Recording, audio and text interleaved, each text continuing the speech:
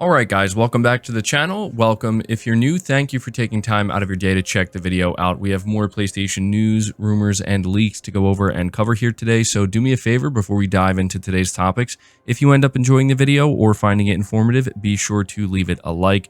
It helps the videos out more than you know. And if you are new here to the channel, please consider hitting that subscribe button as well. We're starting here with some more good news about Helldivers 2. So the CEO of Arrowhead revealed that internally they are blowing past their projections, and I think that this is a huge reason why the servers are having such issues.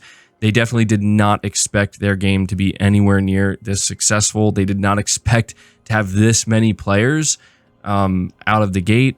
And he also revealed that the game sold well over 1 million copies already. So it seems clear that Helldivers 2 is a very big success. However, they gave an update, which I'm not going to read the entire thing because it's pretty long, but basically just letting players know like how they're trying to fix the servers. And one of the key things they revealed is that they increased the concurrent player count from 250,000 to over 360,000, and they achieved over 360,000 players in just 5 minutes. So it goes to show that there are just tens of thousands of players, you know, like every couple of hours or so, picking this game up and playing it. It's just more and more people are trying to log into the servers, and so they're trying to keep up with that. But yeah, to me, this was really interesting. We were just covering how it hit over 150K at launch, but apparently it went well beyond that. So you have to wonder if it maybe jumped up to almost 400K. But either way, it's great to see the success for a game like Helldivers 2. Again, I've been playing it and thoroughly enjoying it. I've been seeing many of you talking about how much you've been enjoying it, and it seems like a game that could have maybe more staying power than I think anybody anticipated, even the developers themselves. So I'll continue to update you guys on this and track this game. But we are going to move on to the next topic, which is in regards to Microsoft insisting apparently internally that they're not going to stop making consoles. And I think this is pretty important to report on because we've been covering all or many of the different rumors circulating, and a lot of people kind of jump to the conclusion that, well, Xbox is going to be not a thing anymore. Microsoft is going to be exiting the console space. But apparently internally at Microsoft, they addressed this directly with the entire Xbox team, making it known that they are going to continue to make hardware. They're going to continue to make consoles. So it says here from Push Square, despite all the rumors and Microsoft's reluctance to deny any of them, nobody appears to know the truth. However, one tidbit reported by journalist Shannon Lau claims Phil Spencer addressed employees as part of an internal town hall meeting earlier this week and stressed that the company has no plans to stop making consoles. It will, however, support multiple kinds of devices. So, yeah, this is something that I saw a lot of people talking about, and understandably, because if this is to be believed, it seems like what Phil Spencer's communicating internally is what he may end up communicating externally once they give this business update. And I think it'll be very critical for Microsoft to address this directly, because there's been a lot of conversations as, you know, to like, what would happen to the home console space if Microsoft stopped making Xbox consoles, if the PlayStation 6 didn't have an Xbox console to contend with. What's going to happen there? I think a lot of people assume that nothing good would happen, but yeah, I don't think that Microsoft exiting the hardware space would be a good thing. I mean, obviously we can have a lot of different conversations about how relevant the Xbox console would be, how many people would actually feel like it's something they want to go out there and support. Obviously, those are conversations that are going to happen, but I personally wouldn't want to see Microsoft just abruptly exit the console space just for the sake of having, even if it's minimal competition, just having it there, I think would help, right? It would force Sony to at least have to pay some attention. Like, okay, there's still another high-end console being made, right? So we have to just consider that as we're making any future PlayStation consoles. I think that that's the purpose it would serve. And so, yeah, I'm assuming that this is something Microsoft is going to address very soon. But continuing to talk about the consoles here, I have another report from Push Square where it says, according to recently revealed sales data from publisher Take-Two Interactive, it looks like Sony's PS5 has outsold Microsoft's Xbox Series X and S by a factor of roughly 2 to 1. Microsoft stopped reporting console sales a while back, so getting to a concrete number requires taking a slightly different route. As reported by GameSpot, according to a slide listed in Take-Two's latest earnings report, there are 77 million Gen 9 consoles outstanding worldwide as of December 31st, 2023.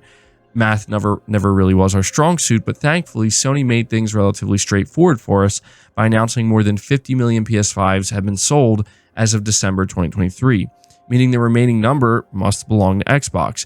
That puts the combined sales of the Xbox Series S and S at about 27 million, depending on how exactly December shook out.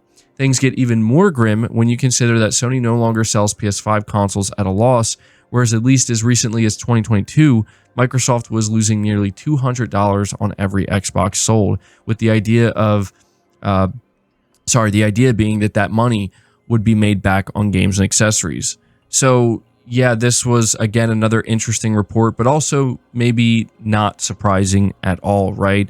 We all kind of knew that the PS5 was greatly outpacing the Xbox Series consoles, and it'll be really interesting to see if the PS5 can maintain its momentum. It seems like the Xbox Series X and S just are kind of falling flat at this point, and I'll be honest, with the rumors that are circulating and the reports, and depending on what Microsoft ends up saying, you can imagine that the Xbox console sales could really take a nosedive after this if they haven't already. But you also just have to wonder, again, how well the PS5 is going to continue to do. Sony has been extremely bullish about their targets, right? Saying that they basically want to break records with the PS5. And we're going to get their earnings very soon. So we'll find out just how well the PS5 has done.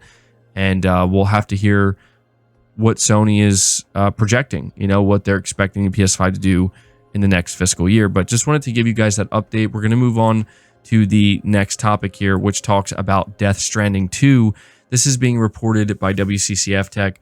They say Death Stranding 2 on the Beach's latest trailer was captured on the PlayStation 5, and the impressive visuals showcased in it are likely to improve even further. Speaking in a new Hideo Tube video shared yesterday, Hideo Kojima spoke at length about the second entry in the series, confirming that the State of Play trailer was captured on console.